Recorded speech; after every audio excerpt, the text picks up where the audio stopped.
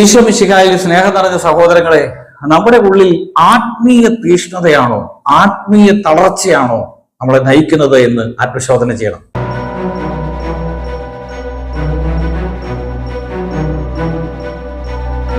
ഇന്ന് ഈ വചനഭാഗത്ത് വിശുദ്ധ പത്രോസിന്റെ ജീവിതവുമായിട്ട് ബന്ധപ്പെടുത്തി പറയാനായിട്ട് ആഗ്രഹിക്കുകയാണ്.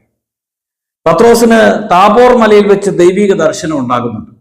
പത്രോസ്, യാക്കോബ്, യോഹന്നാൻ, ഈ മൂന്ന് പേർക്കും ദിവ്യ ദർശനം ഉണ്ടാകുമ്പോൾ എഴുതിയിരിക്കുന്നത് അവര് വളരെയധികം ഉറക്കത്തിൻ്റെതായ അന്തരീക്ഷത്തിൽ, അവരുടെ കണ്ണുകള് ഉറക്കത്തിന്റെ വക്കിലായിരുന്നു. അങ്ങനെ നിദ്രാഭാരത്താൽ നിറഞ്ഞിട്ടും അവര് ഉണർവോടുകൂടി അതിൽ പങ്കെടുത്തു. ഉണർവോടുകൂടി ആ ദൈവിക ദർശനത്തിൽ പങ്കുചേർന്നു. ഒരു പത്രോസ് പറയുന്നുണ്ട്, നമുക്ക് ഇവിടെ ആയിരിക്കുന്നത് നല്ലതാണ്, നമ്മൾ 3 കൂടാരങ്ങൾ ഉണ്ടാക്കാം. ഇത് ദൈവസാന്നിധ്യത്തിൽ പത്രോസിന്റെ ഉള്ളിലെ ആത്മീയ ഉണർവാണ്.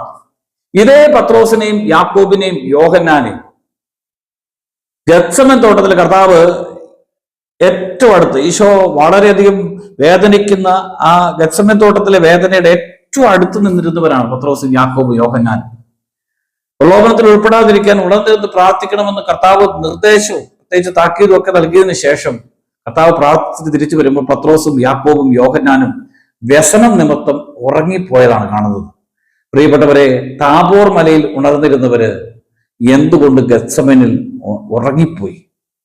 അതിനെക്കുറിച്ച് ധ്യാനിക്കുമ്പോൾ അറിയാം, ഈശോയുടെ പീഡാനുഭവത്തെക്കുറിച്ച്, ഈശോയുടെ സഹനങ്ങളെക്കുറിച്ചും വേദനകളെക്കുറിച്ച് കേട്ട് കഴിഞ്ഞപ്പോൾ അത് വളരെയധികം വേദനയിലേക്ക് നയിച്ചു. അത് ഉൾക്കൊള്ളാനായിട്ട് കഴിഞ്ഞില്ല.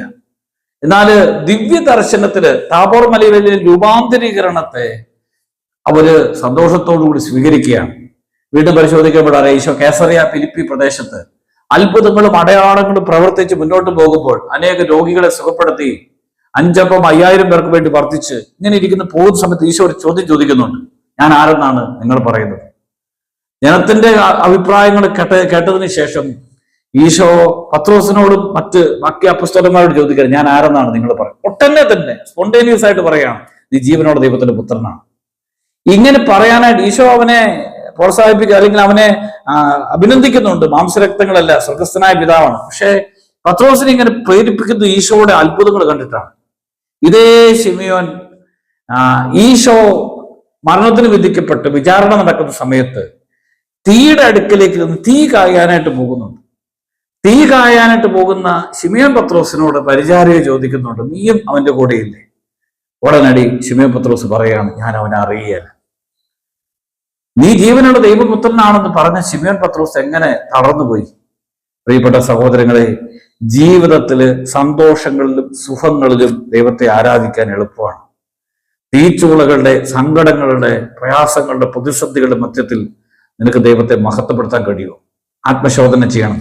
പലപ്പോഴും നീ തളർന്നു പോകുന്നത് നിന്റെ ജീവിതത്തിലെ എല്ലാ അസ്വസ്ഥതകൾക്കും കാരണം സഹന വഴികളിൽ ദൈവത്തെ തിരിച്ചറിയാൻ കഴിയാത്തതാണ്. പ്രിയപ്പെട്ടവരെ, ഈശോ ശിമിയോൻ പത്രോസിനെ ശാസിക്കുന്നുണ്ട്. സഹനം വേണ്ട എന്ന് തള്ളിക്കളയാനായിട്ട് പറയുമ്പോൾ നീ ജീവിതത്തിൽ ദൈവത്തെ മുറുകെ പിടിക്കുന്നത് ഭൗതിക കാര്യങ്ങൾക്ക് വേണ്ടിയാണ്, നിന്റെ ആത്മരക്ഷയ്ക്ക് വേണ്ടിയാണ്. നിന്റെ ആത്മീയ ജീവിതത്തിൽ നീ വില കൊടുക്കുന്നുണ്ടോ? നമുക്ക് ആത്മശോധന ചെയ്യാം. ഈശോ നമ്മെ അനുഗ്രഹിക്കട്ടെ. ആമേൻ.